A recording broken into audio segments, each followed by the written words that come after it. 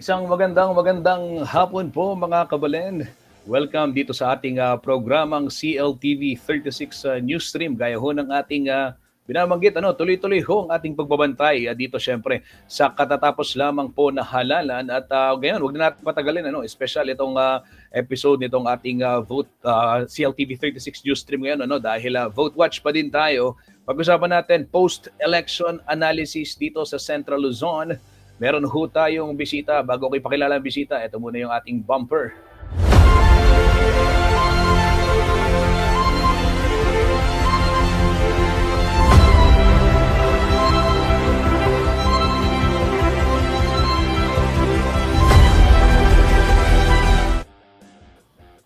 Yan ho mga kabalen, para talakayin ho itong syempre iba't ibang mga update kaugnay ho ng katatapos lamang na halalan dito po sa ating rehiyon. Makakasama ho natin ang Assistant Regional Election Director ng COMELEC Central Luzon. Wala pong iba kundi si Attorney Elmo Duque. Magandang hapon, Attorney Duque. At welcome muli dito sa ating programa, sir. Magandang hapon, Justin, at ang mga masugid mong taga-subaybay sa programa sa Central Luzon. Isang mapagpalang araw po sa ating lahat. Sir, pag-usapan ho natin post-election updates. Kanina napanood natin sa national naman, pinalabas ko rin dito sa ating programa yung pahayag po ni COMELEC Chairman Garcia, proclamation nitong mga party list. Pero dito tayo sa Central Luzon, kumusta ho yung yung compliance ng mga kandidato dun sa usapin ng kanilang mga obligasyon after the elections? I am talking about the SOSE and the campaign materials, yung pagliligpit. Ano ho yung monitoring natin, sir?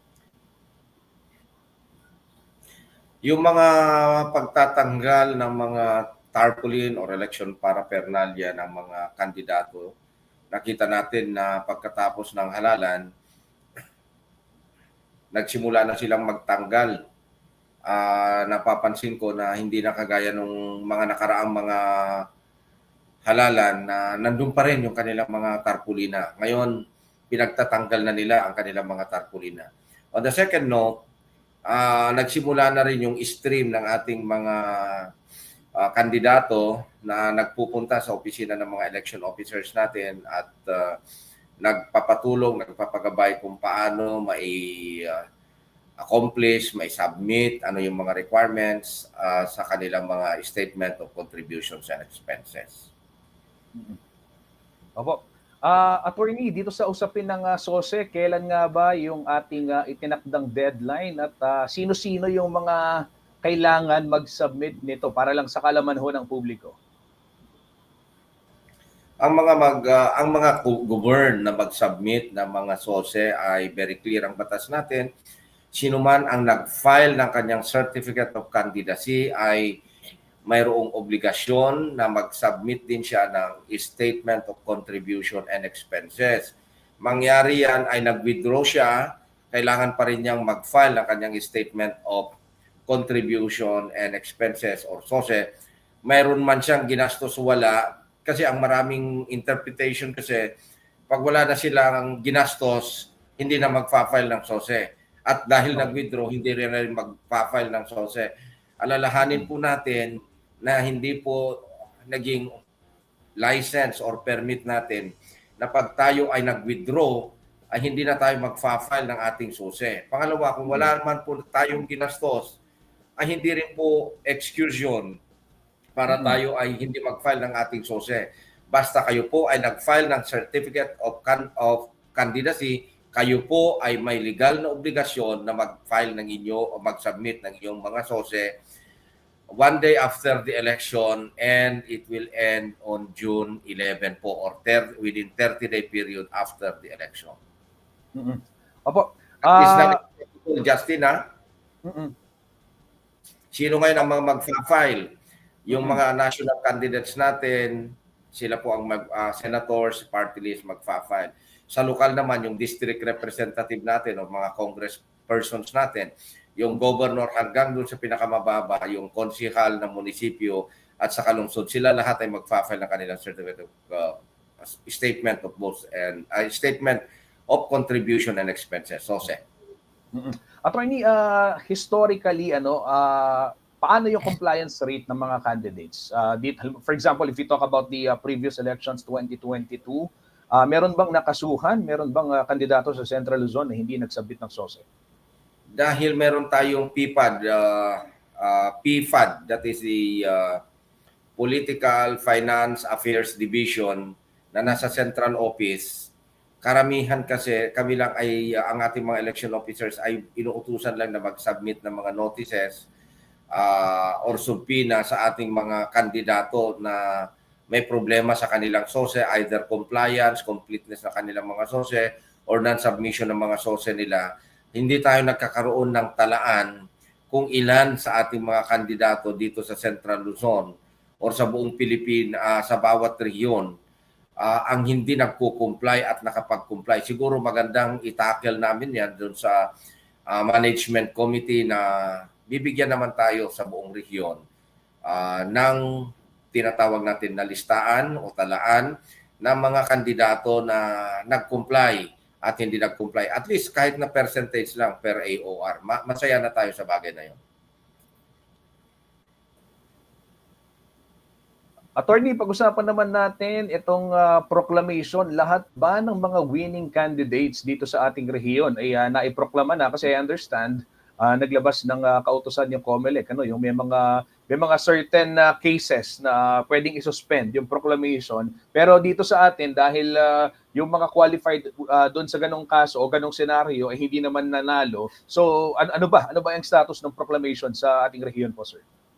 So as of May 13, all candidates from the district representatives to the municipal and city councilors natin, lahat yan na iproklama at wala nang naiwan dito sa Central Luzon. Yung mga may suspension ng proclamation na ibinigay ng second division ng COMELEC, hindi naman sila pinagpala na manalo. Kaya naiproklama lahat dito sa Central Luzon ang mga nanalong kandidato po natin.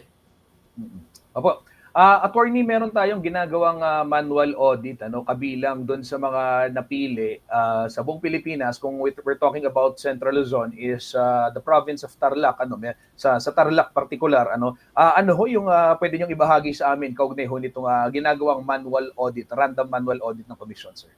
Actually, Justin, sa buong Central Luzon, lahat ng mga lalawigan ay merong napili na mga random manual run to be randomly audited manually dito sa buong Central Luzon. May mga bilang ng mga cluster precinct sa bawat bayan or bawat lungsod na kung saan na bigyan ng abiso ang mga election officers natin, mga provincial election supervisors natin na i-deliver doon sa ARMAT team natin, random manual audit team natin. Ang mga na-designate na mga ballots coming from cluster precinct para yan ay i-audit doon sa Manila. Opo. Sir, kaugnay nito, meron na bang nag-file na ng election protest with the considerations, of course, dito sa katatapos lamang ng election?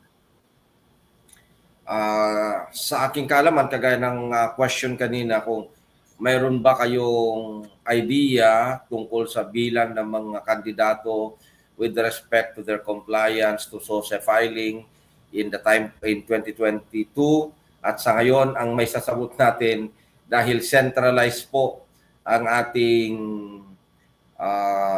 departamento kung saan or opisina kung saan nagfa-file ang mga nagpa-file na election protest, kasi ito sa city, sa municipal, city and provinces and regional contest, kailangan ang election protest or election contest ay ma-file doon sa Office of the Clerk of the Commission. Doon yan na ifa-file at hindi natin alam kung ilan ang nag-file o mayroon nang nag-file dito sa Central Luzon ng tinatawag natin na election protest. Kaya virtually para kaming Justin, para kaming bulag. Hindi namin alam kung anong nangyayari kasi hindi naman kami party na bibigyan ng notice or it is not mandated by law na bibigyan kami ng notice kung meron man nagfa-file ng kanilang mga election protest. Sa mga municipal candidates natin, dito naman sa regional trial court na nakakasakop doon sa lugar kung saan sila tumakbo ng kanilang kandidatura. Okay? So basically, wala tayong interconnectivity ng mga datos patungkol sa mga election protest na sasampa doon sa korte at doon sa Office of the Clerk of the Commission. Minsan, saka na lang namin nalalaman pag nagpapaserve sila ng summons or subpoena. Opo. Okay, so pag-usapan natin, attorney, ngayon itong viral na post, or hindi naman ganun ka-viral, at ilan pa lamang naman yung shares, pero post ho ng isa nating kasamahan sa trabaho, isang journalist din na si Ma'am Tonette Orejas, nanggaling dito sa kaniyang in reference dun sa sa computation di umano ni dating Angeles City Administrator Alex Caugiran, naging presidente rin ho ng SIAC. At ang generally ang sinasabi dito sa post, bakit tila merong pattern yung nakuhang boto nitong mga kandidato sa siyudad ng San Fernando. Parang naglalaro si Mayor Virao. Ito, papakita ko, i-share screen ko na rin mga kabalid. Ayan, ito si Mayor Virao sinasabi dito sa post ni Tonette Orejas, doon sa kanyang komputasyon 71 to 72%, 27 to 28 naman si dating Lubao Mayor Maylin Pineda. Ganoon din daw yung sa mga vice mayor at councilors, So nang tignan naman daw niya yung resulta ng kanyang presinto, mas malaki ang lamang daw ni Mayor V. Pero si Brents malapit doon sa result ng 3 turnouts. Sa 3 councilor, si G4 top-notcher, bakit may patterns? Itong tanong, pwede bang i-manual audit ng COMELEC ang CSF results? CSF voters deserve to know the whys and hows kahit sino pa ang binoto natin in the truth of name. O in the name of truth, ika nga mag-usap tayo. Yan, yung binabanggit ho ni, sa post ni Tonette Orejas.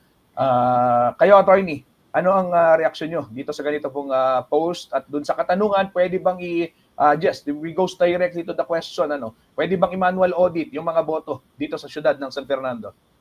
Well, pag-usapan natin una sa lahat, Justin, yung system natin, yung halalan natin, the electoral process natin. Una, yung automated election system natin ay nasimulan natin noong 2010 at umiral hanggang ngayon. At magmula pa noon, may mga sinasabi na ganyan, may mga pattern, but it has never been successfully established na mayroon nga mga pattern. Okay?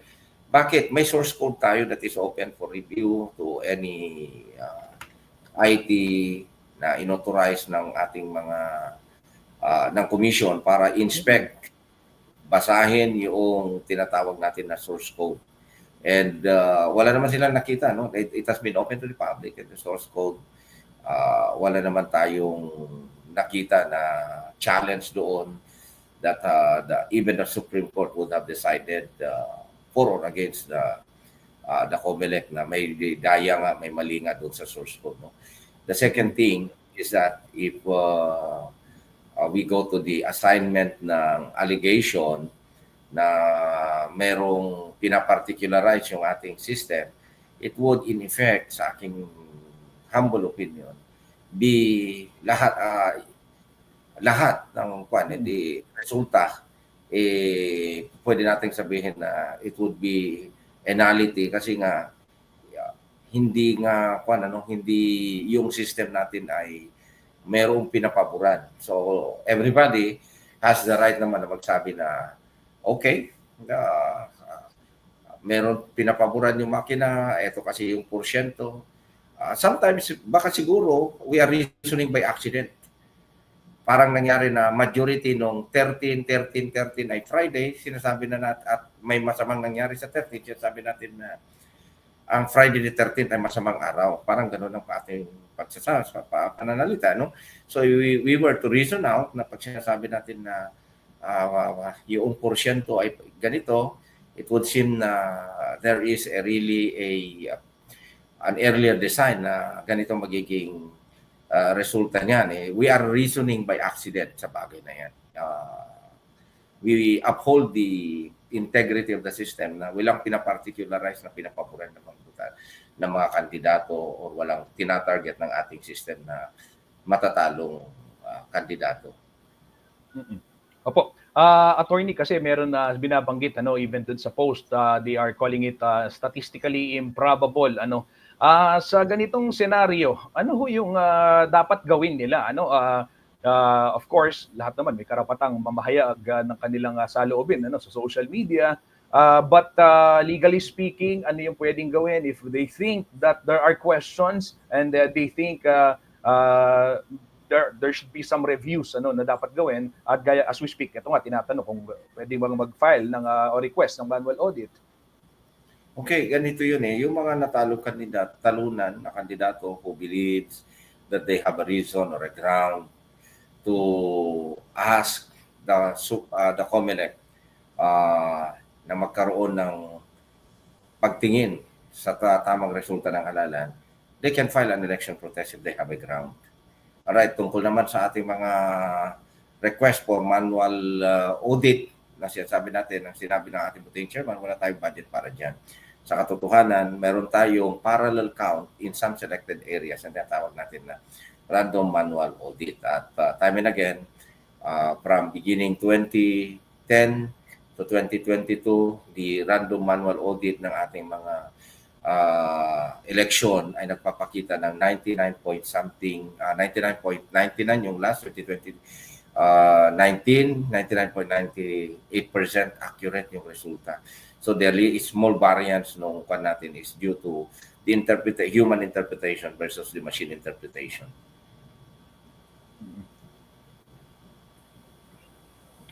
Attorney, sa ganitong pagkakataon, we are saying na eto, kasi nga ang kinokomento doon sa isang post is statistically improbable. How would you react on that?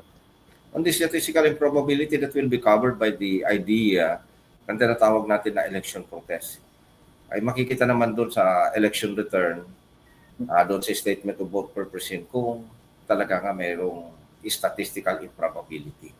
Okay, so statistical improbability may just be in the realm of mathematical interpretations, but then the best evidence is nothing but the ballots, the election return, and the statement of votes, as well as the EDCBL, na doon yung talaan, listahan ng mga nagboto. Opo. So malinaw, attorney, sa ngayon sinasabi natin that COMELEC is firm with your stand that you are really confident about the integrity of these recent elections, sir. Right. Kasi it has been demonstrated to the public. Nagkaroon tayo ng massive display niyan bago natin nung na-list natin yan, ipinakita yung integrity of the machine, yung credibilidad, yung talagang tamang pagbasa, the correctness, at walang naipakita, no? It was rolled out to so many aspects of the society. Then, noong December to January, nagkaroon tayo ng massive voter education sa buong kapuluan, to the smallest unit, to the barangay, to the schools, and to every public sector na pwede nating mapagturuan. Dinala natin yan. And wala pang na-document na nagpapakita na yung machine natin ay hindi ka panipaniwala yung sistema na pinagkakuha niya. No? So, eto open to the public. And then nagkaroon pa tayo ng final testing and sealing. Even to that point, still, the machine showed accuracy of its reading.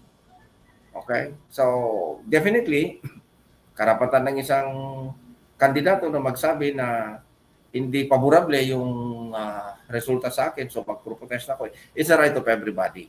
Pero kung yung issue na yan, the best is mag-file ng election protest para makita kung totoo yung allegation. Whatever comes out in the election protest will definitely be the evidence to deny or support the allegation that it is the result is statistically improbable. Attorney, panghuli na lang yung mensahe natin sa ating mga kababayan now that the winners were all proclaimed here, at least here in our region. Mamayang 3:00, gaya nga ho ng binabanggit natin, ay ipoproklama din yung mga nasa party list naman. And eto, hindi pa naman tapos yung election period, umiiral pa rin gun ban, pa rin ho yung mga checkpoint, anong dapat tandaan ng mga mamamayan ng Central Luzon, sir? Yeah, una sa lahat ng ating gun ban ay mag-e-end sa June 11. That means, inuulit natin, huwag po tayo maglabas ng ating baril or any deadly weapon outside of our residences without or official place of business without the corresponding certificate to bear or transport authority, the exemption na binibigay ng COMELEC. Pangalawa, sa ating mga kandidato na tumakbo, kailangan po mag-file tayo ng ng SOSE natin kasi meron po yung penalty.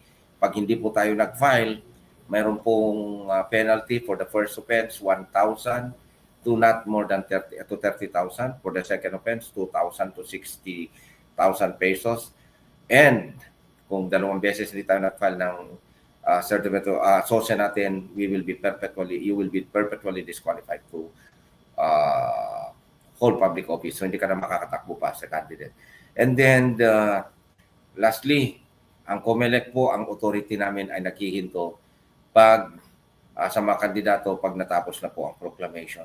But let us all together, matalo man, nanalo man, tulungan natin itayo ang ating bansa. Let's help one another build our communities for the good of everybody.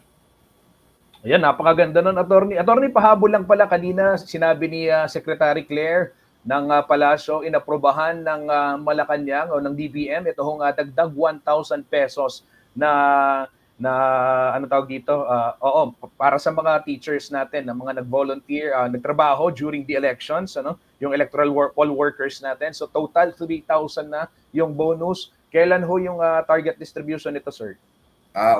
Yan ang na muna tayo. Medyo may gag order muna tayo sa bagay na yan kasi may mga proseso na daraanan ng mga bagay na yan. Hindi po kagaya ng isang personal na kaperahan yan na at the time na inapprove na, i-release na. So magagaling pa yan sa National Treasury, may mga proseso na ipapadaan yan, magpapaspa sila ng resolution sa COMELEC.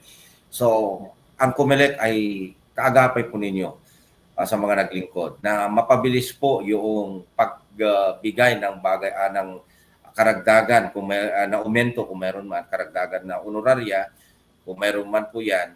Wag po kayo mag-alala, hindi po i-delay ng COMELEC. As soon as we have the budget, we will give it to you as soon as possible.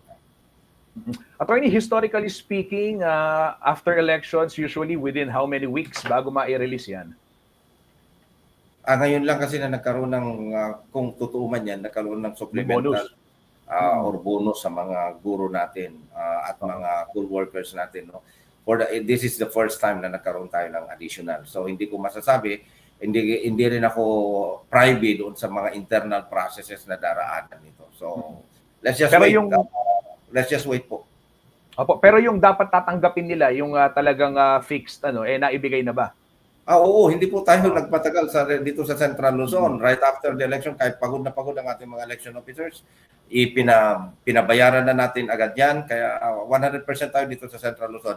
Isa tayo sa pinakamaaga sa mga nagbayad sa buong kapuluan ng mga honoraria ng ating mga poll workers. Okay, ayan. Maraming salamat po, Attorney Elmo Duque, Assistant Regional Election Director ng COMELEC Central Luzon. Sir, thank you so much sa inyong oras at syempre sa pagbibigay linaw tungkol dito sa mga importanteng bagay na to na alam naman natin kailangang malaman ng ating mga kabalen. Sir, mag-ingat ka. Maraming salamat. Maraming salamat, Justin, at ang mga buong tiga Central Luzon, mapagpalang araw sa ating lahat. Yan ho mga kabalen, si Attorney Elmo Duque, nakausap po natin, at kanya ho nga binanggit nga itong syempre, iba't ibang development kaugnay ho nitong katatapos lamang na alala na riyan na yung SOSE at yung pagbabaklas ng mga kanilahong mga campaign paraphernalia. Sa ngayon, nagpaalala muli itong opisyal ng COMELEC na dapat tumugod ito hong ating mga naging kandidato whether or not meron silang ginastos o whether meron silang ginastos o wala dito pong nakalipas na halalan. Pagdating naman sa usapin ng proclamation, lahat po ng kandidatong nanalo sa Central Luzon ay proklama na ayon ho yan kay Atty. Duque.